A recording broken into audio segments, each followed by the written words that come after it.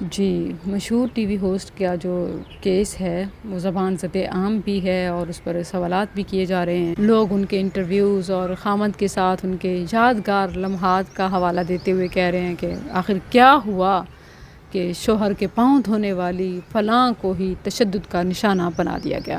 اچھا، اس حوالے سے اسلامی تعلیمات کیا ہیں اور مسلمانوں کی حالت کیا ہے، یہ دو الگ چیزیں ہیں، ٹھیک ہے۔ جو ہمارے ہاں ڈومیسٹک وائلنس ہے اس پر بھی بات کریں گے اور اسلامک ٹیچنگز کی بھی، شرعی تعلیمات کی۔ اور جو ایک یہ چیز ہے نا کہ آخر کیا ہوا جو شوہر کے پاؤں دھونے والی کے ساتھ ہی یہ سب ہو گیا، یہ خامند نے اس پر ہاتھ اٹھا دیا اور ایسا کئی بار ہوا اور بری طرح تشدد کا نشانہ بنایا، یہ سوال بنتا ہی نہیں ہے۔ آپ کو پتہ ہے کہ سوشل میڈیا پر مکمل تصویر تو دکھائی نہیں جاتی، تصویر کا ایک رخ ہوتا ہے اور وہ بھی لوگ صرف اپنے اچھے اور یادگار خوبصورت لمحات ہی شیئر کرتے ہیں۔ نفرت اور لڑائی جھگڑا لوگ اسے دکھانا پسند نہیں کرتے۔ ہاں، یا تو کوئی پرینک ویورشپ کے چکر میں سب دکھا رہا ہو، الگ بات ہے، یا یہ کہ کوئی اپنا حق لینے کے لیے آواز اٹھائے اور مدد کی اپیل کرے۔ رہے اچھے لمحات تو وہ زندگی کا حصہ ہیں، اونچ نیچ، عروج زوال، خوشیاں غم، اچھے لمحات بھی انہوں نے شیئر کیے، اعتراف کیا۔ اور اب جو سامنے آ رہا ہے اس کی بات ہے کہ اس میں کتنی صداقت ہے اور کس کا قصور ہے۔ لیکن ایک بات تو مسلم ہے کہ ڈومیسٹک وائلنس، گھریلو تشدد، خواتین پر ہاتھ اٹھانے، مارنے پیٹنے کے واقعات، انہیں ہائی لائٹ کیا جاتا ہے۔ یہ مغرب کا پروپیگنڈا ہے کہ اس طرح عورت کو باہر نکالیں، عورت کو بغاوت پر اکسائیں۔ اور آپ دیکھیں کہ جیسے ہی یہ خبر آئی، حکومتی مشنری اور سارا عملہ، حتیٰ کہ بی بی مریم کا بھی بیان آ گیا کہ انصاف دلایا جائے۔ میرے خیال میں انصاف سے پہلے تحقیق کی بات کی جائے۔ اور جہاں تک رہا اسلام پر یہ الزام کہ یہ تو عورت کو مارنے کی اجازت دیتا ہے، تو اس کو ضرور سمجھیے اور غلط استدلال مت کیجیے۔ میں کہوں گی یہ تو ایسے ہی ہے کہ جیسے 4 شادیوں کی اجازت کو حکم بنا لیا جائے اور عین فرض سمجھ لیا جائے، یہ بالکل ویسے ہی ہے۔ اللہ تعالیٰ نے وَاضْرِبُوهُنَّ سورہ النساء آیت 34 میں فرمایا ہے، پورا جو ایک مکمل لائن ہے وہ یوں ہے کہ وَاللَّاتِي تَخَافُونَ نُشُوزَهُنَّ، جن عورتوں کی نافرمانی سے تم ڈرتے ہو، یعنی وہ نشوز اختیار کرتی ہیں، ناشزات ہیں، نافرمانی کرتی ہیں۔ اچھا، یہ نافرمانی کون سی؟ سب سے پہلے تو اللہ کے حق میں نافرمانی، کیونکہ اگر ایک عورت کلمہ پڑھنے کے باوجود فرض نماز نہیں پڑھتی، روزے نہیں رکھتی یا پردہ نہیں کرتی، اسلامی احکامات کی پرواہ نہیں کرتی، تو خاوند کا اس کو روکنا لازم ہے، وگرنہ وہ بھی اس کے ساتھ جہنم جائے گا۔ اسی لیے اسے سب سے پہلے واعظ کرنا چاہیے، اسے سمجھانا چاہیے، نصیحت کرنی چاہیے۔ اچھا، یہ تو ہو گیا اللہ کا حق۔ اسی طرح اگر وہ جو اللہ تعالیٰ نے عورت پر اس کے خاوند کے حقوق واجب کیے ہیں، اگر وہ ان میں کمی کرتی ہے، مثلاً وہ بستر پر بلاتا ہے نہیں آتی، خوش دلی سے، خندہ پیشانی سے استقبال نہیں کرتی اور اس کی اجازت کے بغیر گھر سے چلی جاتی ہے، تو یہ اس کے حق میں کمی ہے، اس پر بھی وہ یہ سٹیپس لے سکتا ہے۔ اور ان میں بھی آپ دیکھیں کہ سب سے پہلی چیز کیا؟ پیار سے بات، فَاعِظُوهُنَّ، انہیں نصیحت کرو۔ اور پھر اگر کوئی اس سے بھی نہیں مانتی، نہیں سمجھتی پیار کی بات، وَاهْجُرُوهُنَّ فِي الْمَضَاجِعِ، اور بستروں میں ان سے الگ ہو جاؤ۔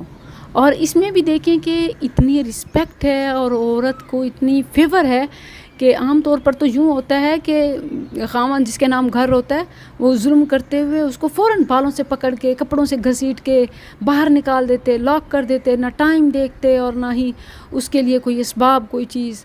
اللہ تعالیٰ نے اس پر پابندی لگائی کہ علیحدگی بھی کرنی ہے نا، صرف کمروں کی حد تک، نہ کہ اسے گھر سے باہر نکالو۔ گھر سے باہر نکالنے کی بات نہیں ہے، بلکہ وہ تو ایک قسم کا منع ہو گیا اس بات سے کہ وَاهْجُرُوهُنَّ فِي الْمَضَاجِعِ، بسترے ان سے الگ کرو، کیونکہ سمجھنا ہے عورت اگر خاوند سے پیار کرتی ہے یا گھر بسانے کی اس کی نیت ہے تو یہی اس کے لیے کافی ہے۔ یہ سب سے بڑی چیز ہے۔ کوئی بھی عزت دار عورت اپنے خاوند کے علیحدہ بسترے پر خوش نہیں رہ سکتی، اور ظاہر ہے کہ جن کے دلوں میں ہی فتور آ چکا ہو پھر وہ بستر پر آنے کو تیار نہیں ہوتی اور پھر وہ گھر بستے نہیں ہیں۔ تو بہرحال یہ اس میں بھی عورت کو سپورٹ دی گئی ہے، فیور دی گئی ہے۔ اور پھر تیسری بات ہے کہ اگر کوئی اس سے بھی نہیں سمجھتی، اب وہ کیا کرے؟ کیا یہیں پر بات ختم کر دے؟ نہیں، ضرب کی بات ہے اب۔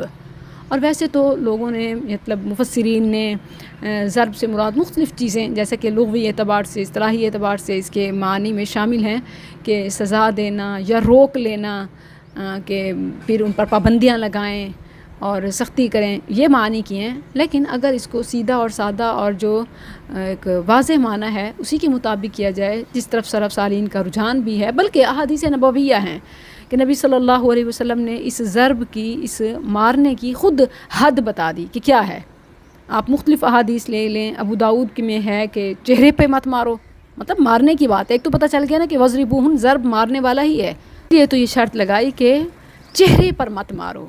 اور پھر دوسرا یہ کہ ساتھ جو گالم گلوچ ہوتے ہیں نا کہ بد شکل، موٹی، یا اسی طرح باڈی شیمنگ یا اس طرح کی تنقید، اس سے منع کیا کہ اسے بدصورت مت کہو. اور پھر یہ کہ اسے مت چھوڑو مگر گھر میں. اس میں عورت کے حق کا زیادہ خیال ہے.